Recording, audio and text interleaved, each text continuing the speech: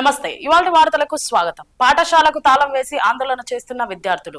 పెద్దపల్లి జిల్లా నిట్టూరు ప్రభుత్వ ఉన్నత పాఠశాలకు తాళం వేసి ఆందోళన చేస్తున్న విద్యార్థులు శంకరయ్య అనే టీచర్ తోటి టీచర్లను ఇబ్బంది పెడుతున్నాడని, దీంతో వాళ్ళు సరిగా చదువు చెప్పడం లేదని విద్యార్థులు ఆరోపిస్తున్నారు.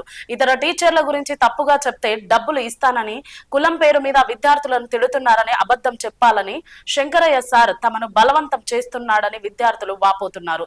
శంకరయ్యను వెంటనే సస్పెండ్ చేయాలని డిమాండ్ చేస్తున్నారు. పాఠశాలకు తాళం వేసి ఆందోళన చేస్తున్న విద్యార్థులు.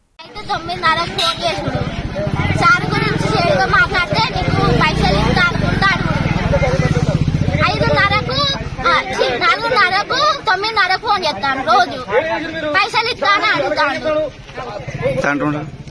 అంటే సార్ గురించి చెడు చెప్తే నేను పైసలు ఇస్తానంటాను. సార్ గురించి ఎవరు చెప్తున్నారు మీకు? ఎవరు ఫోన్ చేస్తున్నారు? శంకరయ్య సార్. నా పేరు నిత్య మీనా. నేను జెడ్పీహెచ్ఎస్ నిట్టూరు నుంచి మాట్లాడుతున్నా. మాకు 3 నెలల నుండి ఈ స్కూల్లో జరుగుతున్న విషయాల గురించి మాకు ఓన్లీ 10 days నుంచి తెలుస్తుంది.